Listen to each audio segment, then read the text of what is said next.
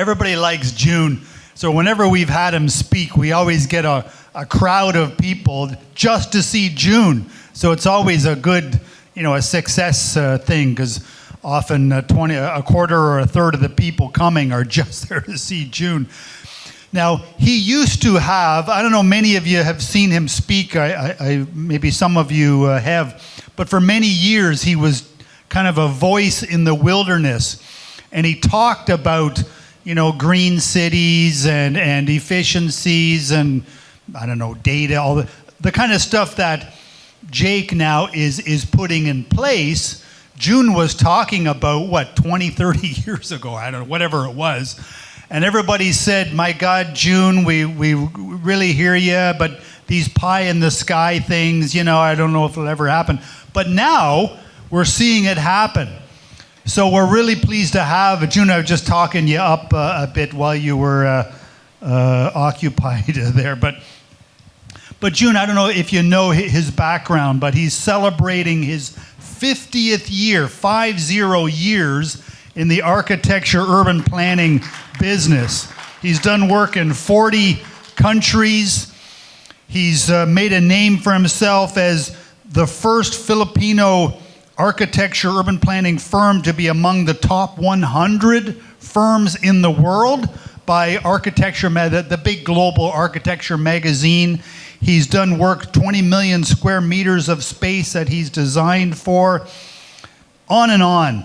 Has done just a tremendous career, 1,800 projects, again, in most countries of the world, almost. And so really pleased to have him. I kind of have heard of him talked about as Mr. Master Plan, because he's done so many master plans. Jake mentioned the work that he's doing. Evan has worked with him in the past. I know San Miguel Corp, I think he's wonderful and doing a lot of work with them for their big infrastructure projects. So always an entertaining person, and I always seem to learn something. So please welcome June Palafox of Palafox Associates. Yeah, good music. You have the right music for it too.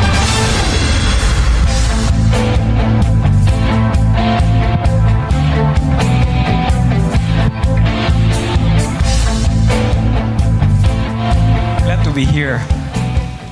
Thank you, Richard, for the extremely generous, kind introduction. Richard is a good friend. And as a CEO, and me and I, we're trying to look forward that the Philippines will be a first world country by 2035, 2040. I spoke in the Dubai Expo, March 5, and the Department of Trade Secretary Lopez asked me to promote the Philippines, not just our private sector projects. And two of the projects that I presented is Clark and Pampanga megalopolis. We have done 7 projects in Clark, and even McRae this year, they hired me to do the master plan for the 177 hectare global gateway city. And I think they brought in $1 billion of investment from Kuwait, if I remember it right. And it will be a major activity center. And we plan Clark, and Joseph mentioned it also, we master plan Clark in the future to be a 15-minute city. Walkable within 15 minutes, bikeable within 15 minutes, public transit within 15 minutes. And I think the global gateway city will be 8-minute walk. All right, so, and what I told in Dubai was that if you rotate the map of the world, the Philippines is in the center. It's no wonder for more than 300 years, Spanish Europe, the Philippines was their Asia-Pacific hub. 50 years the Americans, 2 years the British, 4 years the Japanese, strategic location. So I said, all superpower countries will always be interested in our beautiful islands. And we're number 1 in the world in call centers. We're number 1 in marine biodiversity. We're now number 1 in sailors, seamen. And I'd like to believe we are number 1 in nurses. We're number 2 in the world in geothermal energy. We're number 2 now in BPOs. We have the 3rd longest coastline in the world. And Dubai only had, my first international work was I was named hard to help plan Dubai, bring it to the first century world, first world city in 15 years. That was 1977. And Dubai had to do the Palm Islands because they ran out of only 70-kilometer real estate, prime real estate. And some countries, they go to war because they don't have waterfront, like Iraq invading Kuwait. Kuwait was blocking the waterfront of Iraq. And today, I think Russia, one of the reasons they want more waterfront from Ukraine. I hope that's not too political. So we're number 4 in the world in gold. We're now number 4 in shipbuilding, thanks to the Japanese and the Koreans. We're number 5 in all other mineral resources. We are number 12 in human resources, and the Filipino expatriate is the preferred employee of employees all over the world. And 400 times the size of Singapore. But Singapore has 10 times foreign direct investment than the Philippines. We are 350 times the size of Hong Kong, 8 times the size of Taiwan, 3 times the size of Korea. So we should be in the top 20 economies of the world, which I believe and other forecasters believe by 2050, we should be number 16th economy of the world. We might even overtake many European countries. But we must have 3 good presidents. Yeah, thank you. And now we'll just do the presentation of Clark Aerotropolis. Aerotropolis is a airport-driven city. It's also a smart city. 4,000 hectares. The new Clark City is about 10,000 hectares.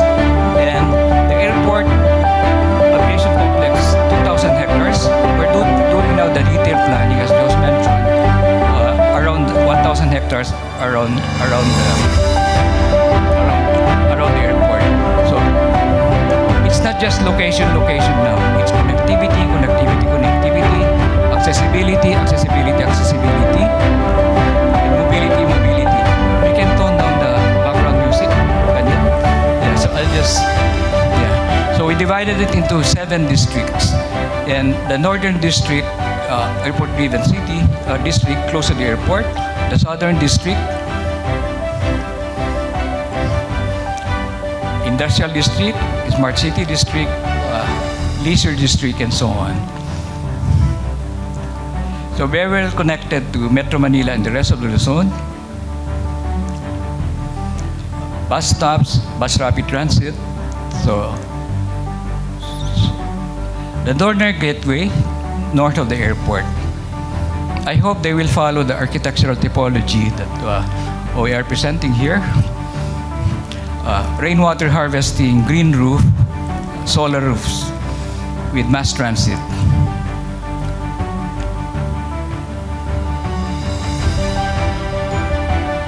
We need at least 100 new cities by 2050, which will be 150 million Filipinos. So the projects we're doing also by BCDA will hopefully models for our future cities. Of course, there were several consultants for the Clark International Airport. NAIA is only 600 hectares. This airport, 2,000 hectares. Alfresco dining. Been telling people that restaurants now should be only 30% kitchen, 20% enclosed dining, 50% outdoor dining. The Southern Gateway District, south of the airport.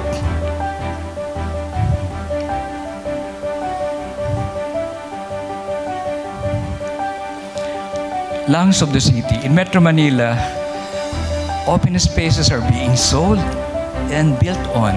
Nowhere in the world would citizens allow the lungs of the city to be built on. There's also Dolores River cutting across Clark, so riverfront development. Technological business park or smart business park. Lots of trees, bikeable, walkable.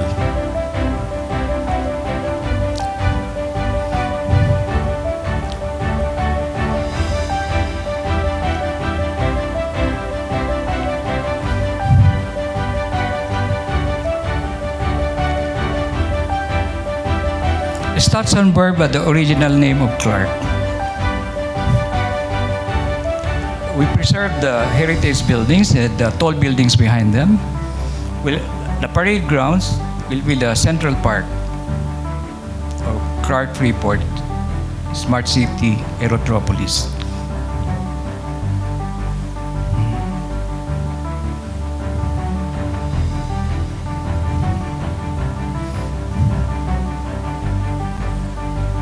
Lifestyle district.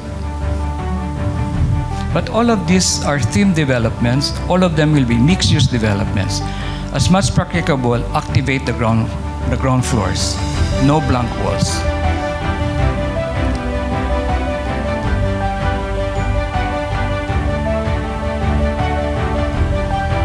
The latest goals for Sun Valley, we master plan it and the buildings around them for Dongwang, a Korean investor, also for them, and office hotel, also for Dongwang. Leisure district.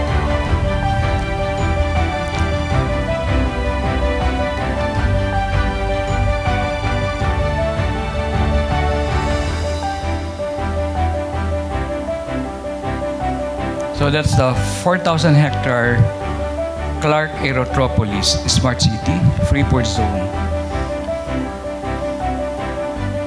We've been working on Clark twice in 1999 till 2002, also with Ben Jokno and President Erap.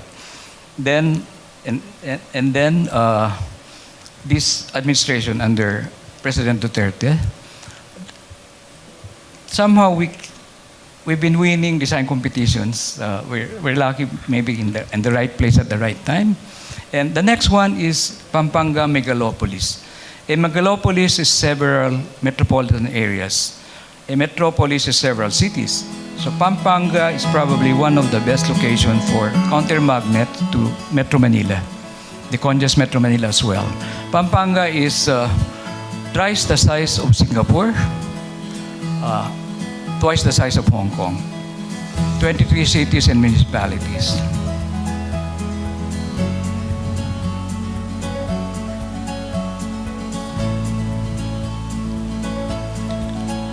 So again, the connectivity to Metro Manila and the rest of Luzon, the theme development, agropolis. Agro is the farm and the city. And of course, it's also be mixed-use development. Ecopolis, more environment-friendly ecology cities. Aquapolis, the water in the city, Candaba swamps. And Aerotropolis, Clark and surroundings, airport-driven city. And again, connectivities, railways, bus rapid transit. We also introduce radial roads and circumferential roads inside Pampanga because some LGUs of Pampanga, in the perimeter, you go out of Pampanga and come back to Pampanga. And also, motorists just pass through. So we'll have to capture them, at least stay one night in Pampanga. Because if you are just a day traveler, you're not counted as a tourist. You stay overnight, you're counted as tourist. So after this plan, the downside of it is the land values went up so much. I think it's emotional pricing, not economic pricing. So bus rapid transit connected to MacArthur Highway and of course the expressway.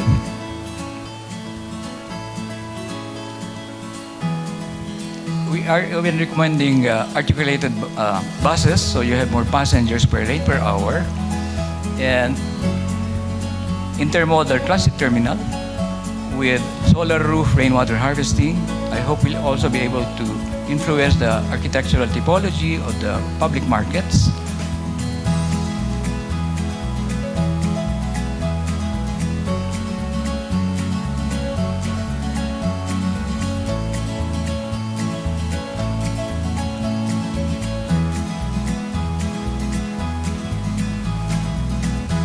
Those are rainwater harvesting and renewable energy.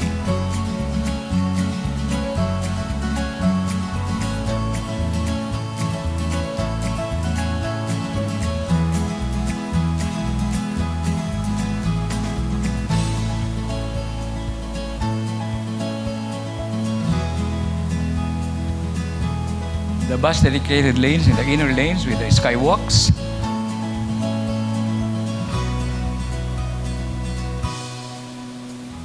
We always advocate that our road transport corridors should be 1/3 for people, bicycles and pedestrians, 1/3 for trees and landscaping, because it takes at least 10 trees to recover the oxygen out of the carbon monoxide per car. Areas for agro-industrial estates, farm-to-market roads, also tourism roads, bulk water supply sources. The roads towards Lubao hopefully open up the southern gateway of Subic. Tourist information centers, I hope we were successful getting inspired by the indigenous architecture of Pampanga. And if they dredge the Pampanga River, make it navigable again, like during the Spanish times, they orient the buildings to face the river walks, promenades. And if you dredge Pasig River and Pampanga River and through Manila Bay, it will take only 35 minutes by fast boat from Metro Manila. Thank you very much. I hope I made it in 15 minutes. Yeah, thank you. Thanks, June. Yeah, currently, Please, more. yeah, we have, if I may share, after doing work in 40 countries, I wanted to be more focused now in the Philippines. But we still have clients abroad, 12 projects abroad. So I told the clients, no site visits and no tender documents. And they still gave us housing estates, mixed-use development, architecture, interior design, master planning, urban landscape, and urban design. And during this pandemic, we seem to have been more busy thanks to the digital technology. Like places I've never been, we have projects, and I'm not required anymore to visit them. Yeah, thank you very much indeed. And the Philippines is, I think, I'm very optimistic. It's the best place to invest, not just because I'm talking to in the Philippines. And I've told that abroad also. Yeah, thank you.